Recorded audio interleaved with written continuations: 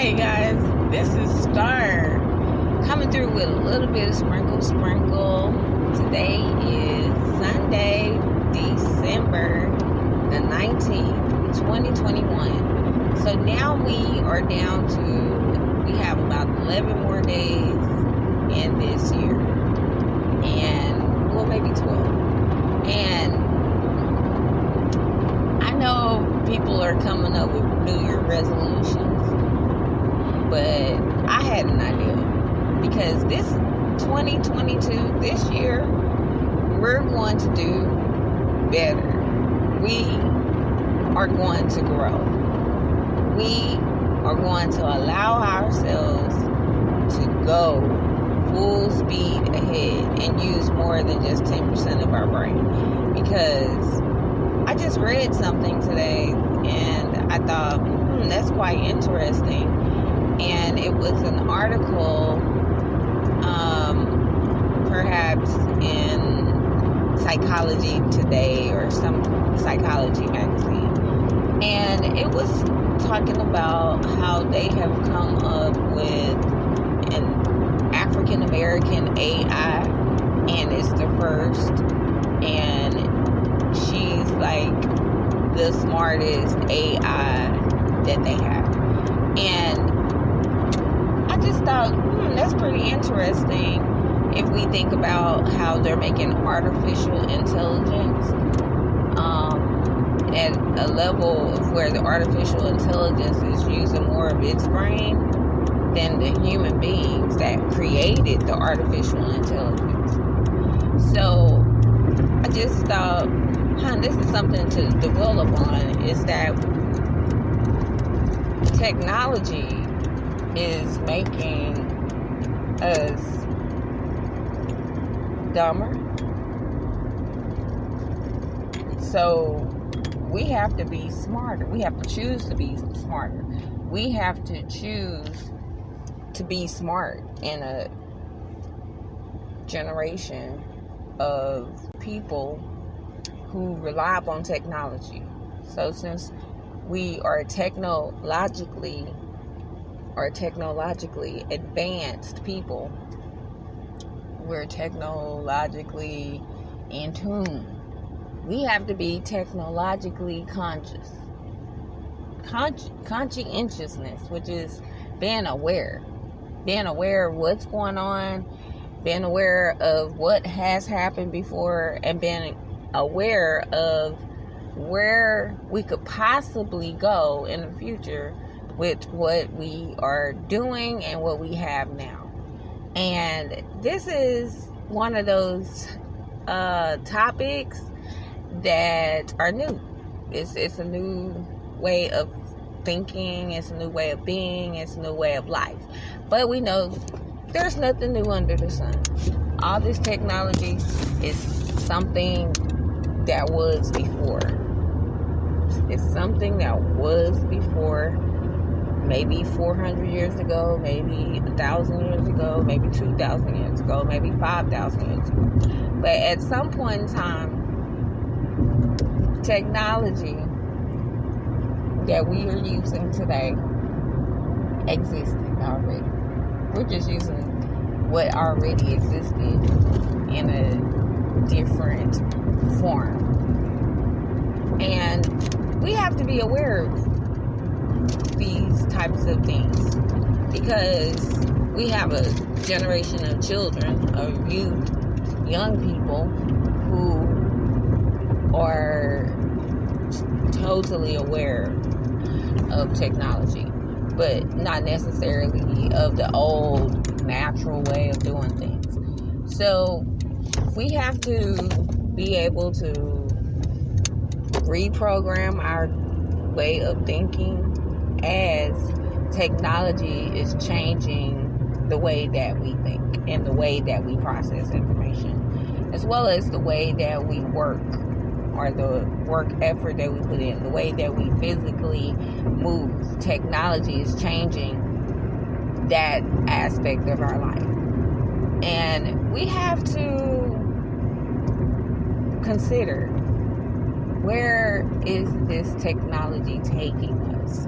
You what is next? What is to come? If we now have AI that they're differentiating between the races of the AI. Okay.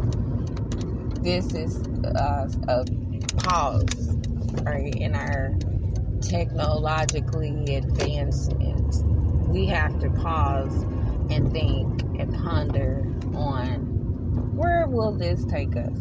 How far can we go with AI technology that they are differentiating by its nationality per se?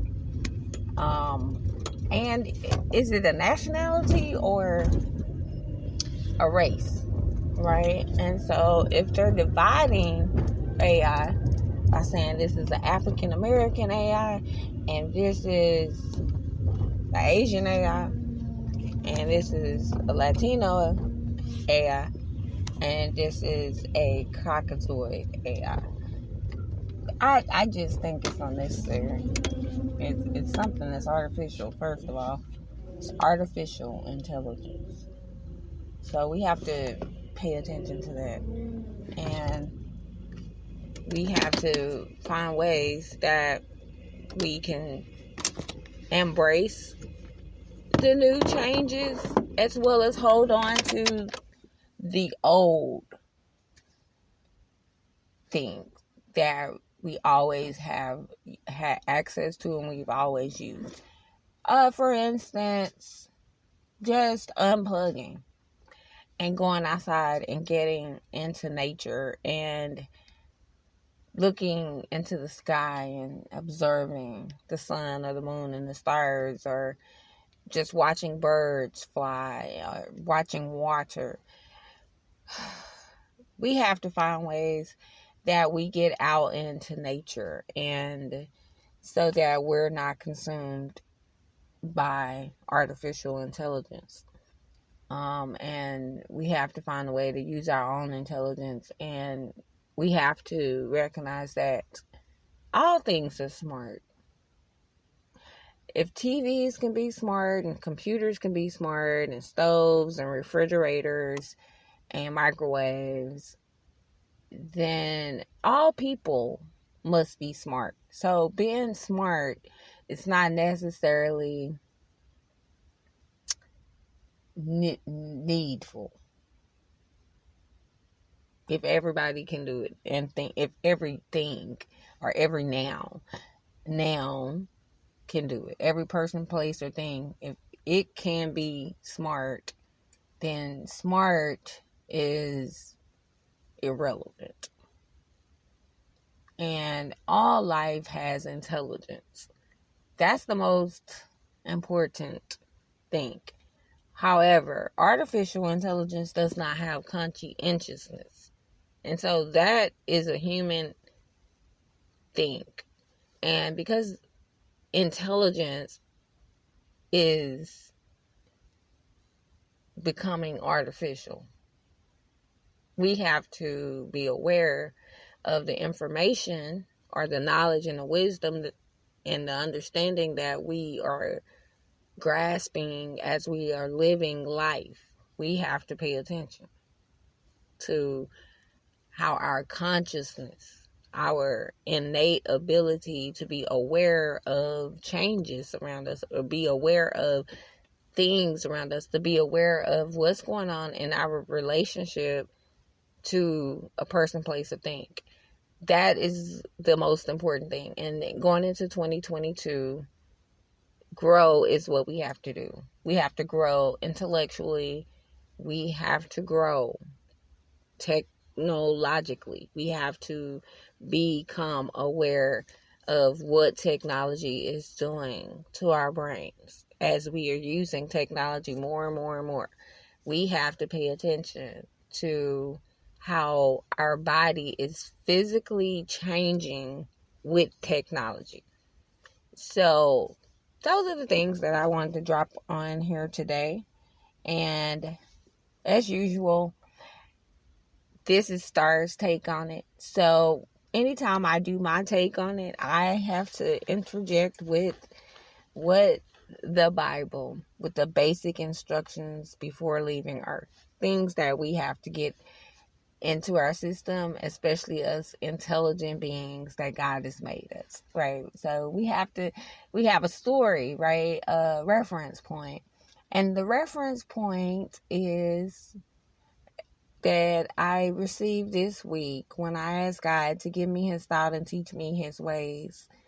And I did remind him that his thoughts were deeper than my thoughts and his ways are higher than my ways. So the scripture that he gave me was in Daniel 1. And in Daniel 1, it talks about a king that God allowed to besiege another king.